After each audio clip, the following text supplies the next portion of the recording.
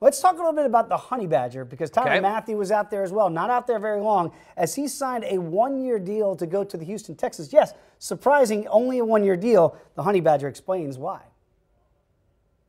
At this point in my career, obviously, getting released, on the beginning of the new league year, I felt like I had to make a decision fast, but I wanted to make a safe decision. I wanted to make one that I was comfortable with.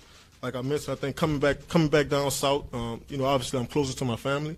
I think that played a part, and I can't say it enough, man. I get to play with Clowney and Watt. I just stand in the middle of the field, and so I'm going to have a lot of fun, man. Big smile on his face, Tyler, when you see that. You look at their defense. Look, it was decimated by injury. We get that. So when you see last in the league at 27.3 points per game, there are going to be some different guys playing defense this year, right? Does this make sense to you to just sign a one-year contract? Because we've seen guys like Kirk Cousins that played under the franchise tag, guys kind of bet on themselves. That's kind of the feel that I get here. I think that is the smart move from Tyrann Mathieu, because at one point in his career, he looked like his next contract after his rookie deal would be something that would be one of the higher-end safety contracts or secondary contracts in the NFL. But his play tailed off. He's had injury concerns over multiple seasons that have affected his play on the field. So I like this idea, going to a defense that is loaded with a Clowney and a Watt. And when they're back and healthy up front, that makes the job easier for the secondary. And you saw the need there for playmakers on that defense. They only had 16 turnovers, or forced 16 turnovers a year ago, just one per game.